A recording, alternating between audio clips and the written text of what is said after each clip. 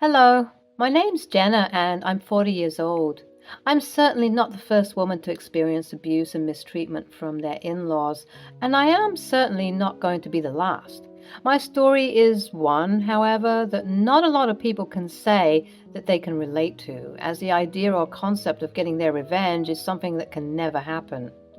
Thank God that I was able to do something about my situation, and I share my story to help those who are in a similar position to take action against the abuse they're experiencing. The story all started when my husband said this: I need to tell you something important. What is it, babe? Is everything okay? No, I'm afraid I have some news I need to tell you. I saw my mom and sister do something very awful. What? What is it? I finally believe you. I don't think these women want what's best for you, and I'm so sorry I never believed you. Micah is referring to all the instances in which Gladys and Hannah, my mother-in-law and sister-in-law respectively, disparaged and humiliated me for no apparent reason. Instances include deliberately ruining my outfits for formal occasions, sabotaging my food and drink so that I embarrass myself in front of everyone, and even slandering my good business. All because they're mad that I took their precious little boy away from them. I had told Micah about this time and time again, but he would not listen to me. But for some reason, at this moment, he managed to believe me. Oh, well, what made you finally believe me? Well, I saw this. Micah proceeded to show me some of the security camera footage of our business. Micah and I run a business that sells crocheted paraphernalia, from baby clothes to purses. We sell anything and everything that can be crocheted. Our business was doing quite well for some time, and since it was mainly my idea business, my mother-in-law and sister-in-law never failed to discourage me from pursuing it properly. Are you sure that you want to be part of this business? It's not good. It's going to tank in no time. Especially with your expertise, or the lack thereof. Excuse me? What she's trying to say is that you're not well equipped enough to handle this business. You should just quit while you're ahead and become a simple housewife or working woman. You can't start your own business. You're too dumb for that. Do you see what I mean? These women would always try and refrain me from doing things that made me happy. I think they must have been jealous, because why else would they do something so horrid? My suspicions of them being evil finally came to light when the aforementioned attempts at humiliating me were underway. And even in those moments when I'd cry to my husband, showing him my ruined dress, asking him to taste my sabotage food, and exposing their illegitimate claims about my company, he wouldn't hear it. He had to see it for himself, and then he finally did. The video footage that Micah showed me was truly awful. I didn't know people could stoop this low. In the video, we could see two masked individuals of feminine frames, one seemingly taller and one shorter, trying to vandalize our building. They had spray paint and they were graffitiing our store. Take a closer look. Look at this lady with a necklace. I did as he said and looked closer, and sure enough, that looked to be Gladys's rare and exotic necklace that Micah got her when he was in Fiji. I see what you mean now. Who else could it have been? They look quite similar. I believe you now. I broke down crying. I was angry and hurt because it took him this long to believe in me. But I was also relieved because someone finally saw what I was going through. I didn't want to tell him about this because this was his family. I couldn't exactly slander or sue them for the damages they were doing, but I did want to get my revenge, and I had been pondering on what my revenge would look like for a very long time. Suddenly, Micah was receiving a phone call from Hannah. Speak of the devil, am I right? He answered it, and they talked for a brief time.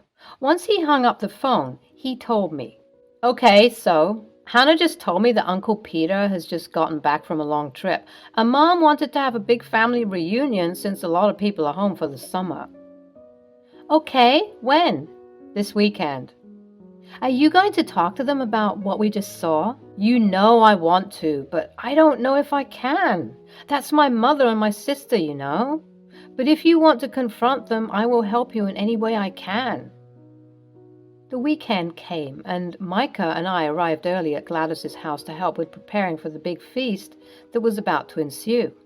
Uncle Peter was everybody's favorite, so for him to be back home after a long time would be something truly special.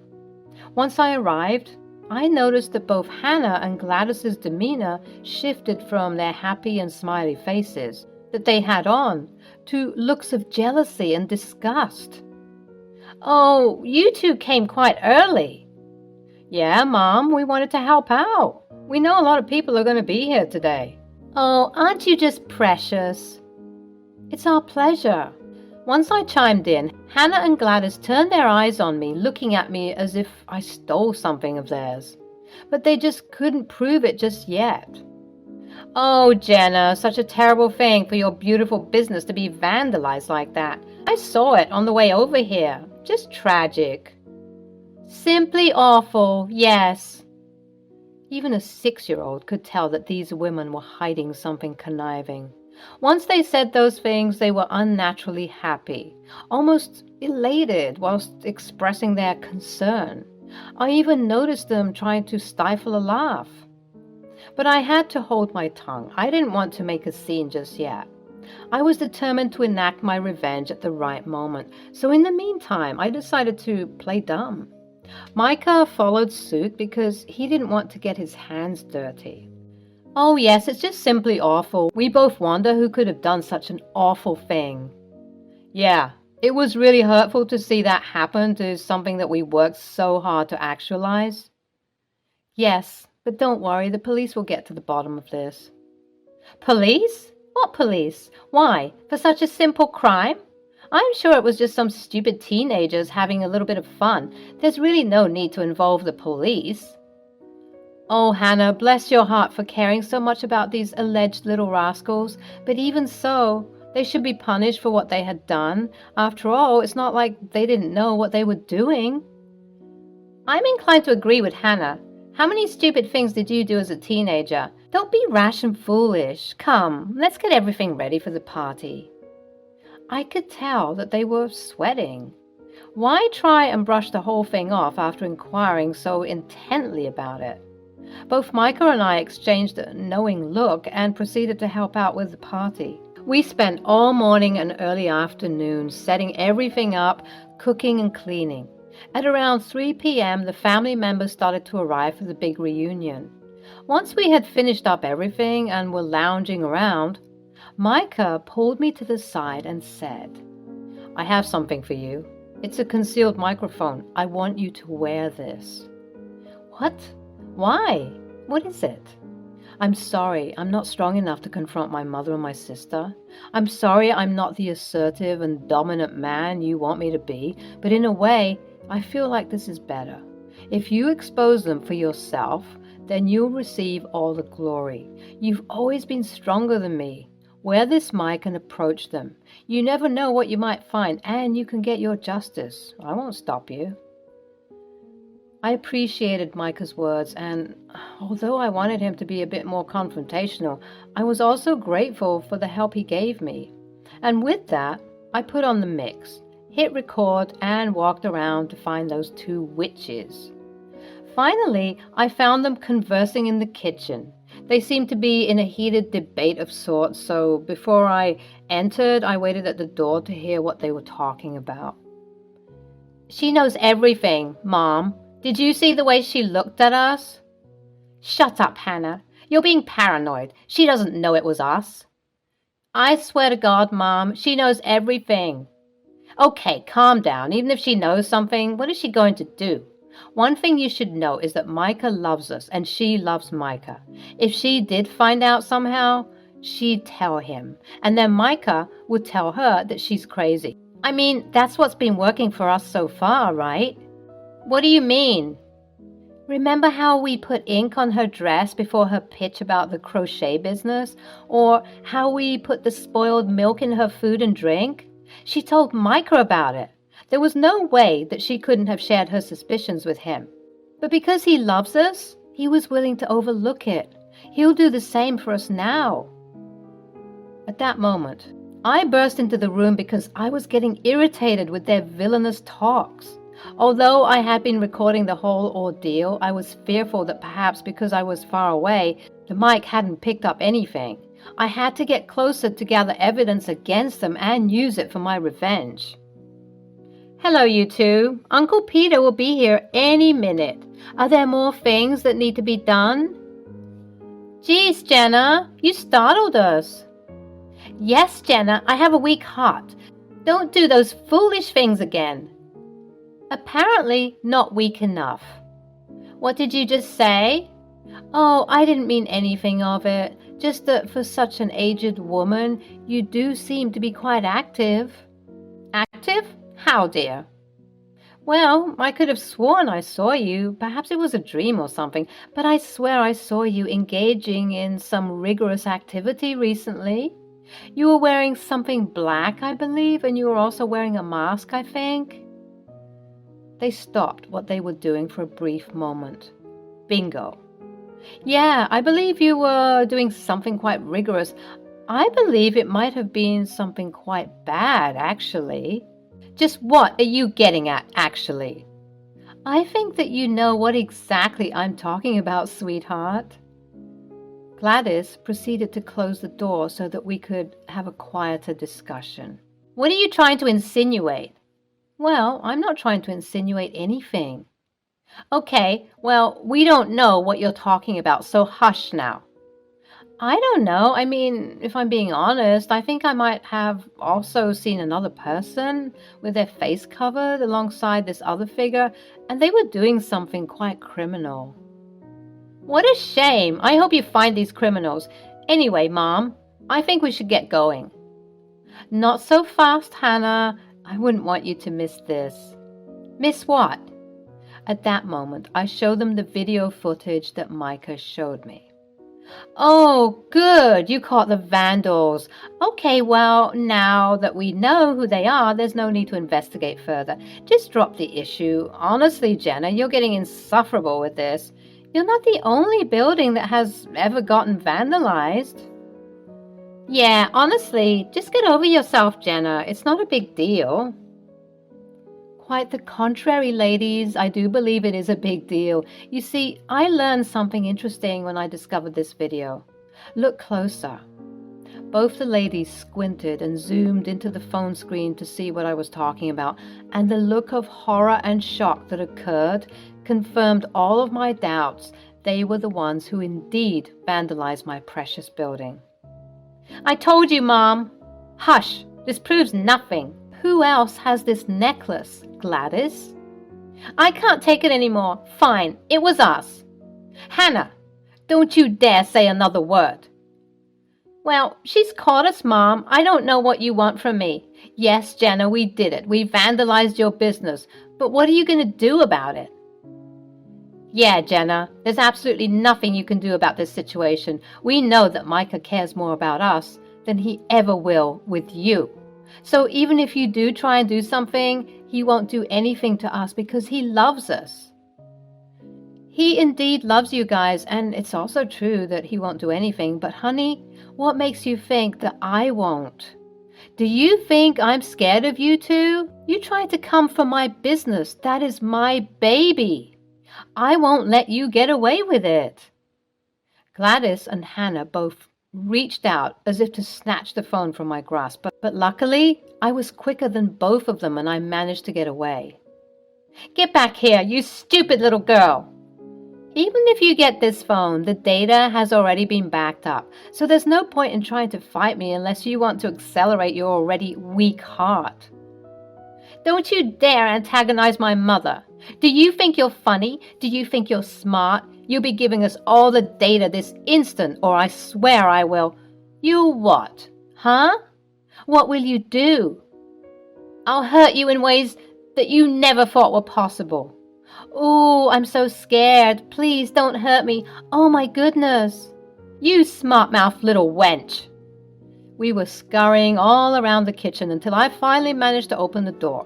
And it's a good thing I did too, because right on the other side of the door was Micah. "Help me! Your mom and sister have gone crazy. I come to tell you that Uncle Peter is here. What's going on?" "I'll tell you what's going on. Your pathetic wife is trying to accuse us of vandalizing her business, and she's threatening to hurt us." "Okay, that is not true. Tell them, Micah."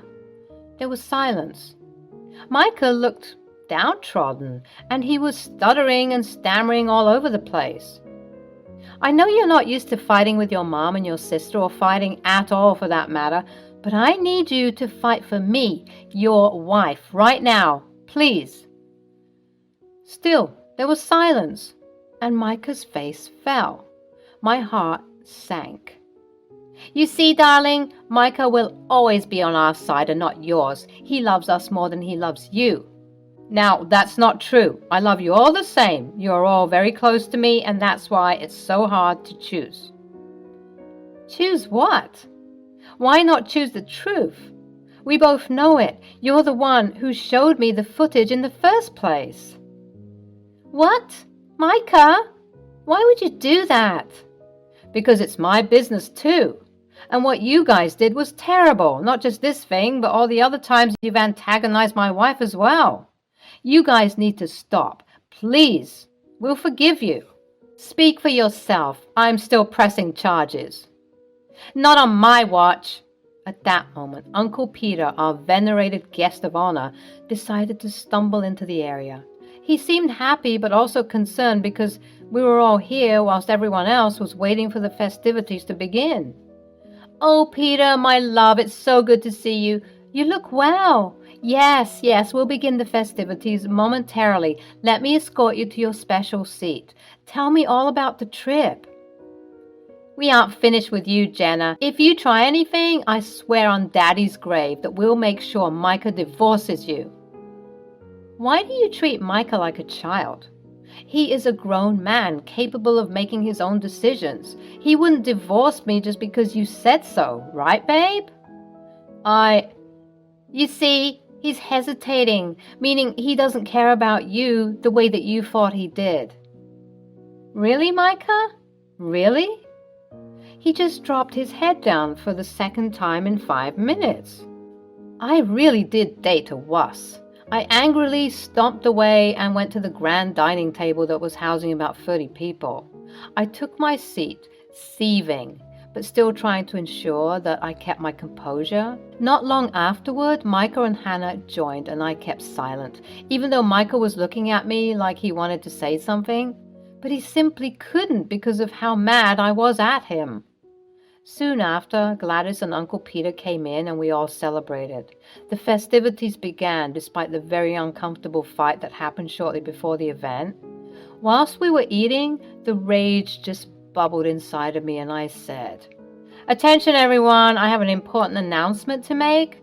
There are 2 individuals here who have always hated me, who conspired to make my life a living hell. Some of you might know who I'm talking about, but just in case you don't, let me convince you." I began to play the recording from the argument earlier. I played the whole thing in its fullness, and everyone was gasping and shocked at what they were hearing. Hannah and Gladys appeared to be too frozen in their seats to do anything, but all the while they were berating me, lying and saying I made it all up for attention. The dinner was becoming a mess. I was shouting at Gladys and Hannah. They were shouting back, and the rest of the adults at the table were trying to gather more information. Micah, as usual, stayed silent. That was until he heard sirens and everyone went quiet. The police were coming, and they seemed to be coming to this house. "What have you done, you wench?" "I will kill you." "I didn't do anything." "I did. I'm the one who called them, Mom. Hannah, you 2 need to be punished for what you've done. I called the police on you and they have a warrant for your arrest because I secretly recorded the recording that Jenna played back for all of you. You guys, we've all seen the way that Mom and Hannah treat Jenna, but none of us said anything, especially me, because this is my wife, and from now on, I will be on her side. because she's proven to be the correct one. Mom, Hannah, please don't make this harder than it needs to be. At that moment, the police made their way into the house and proceeded to arrest Gladys, who was cursing and yelling all the while. Hannah, on the other hand, did her best to run away from the police, but to no avail, obviously, and she was caught. Both the women were humiliated as they were being dragged out of the house. They made eye contact with me, calling me a demon, and they made eye contact with Micah, calling him a betrayer. The night was resumed after they left, and although it was a bit awkward, we all began to share how Hannah and Gladys were toxic.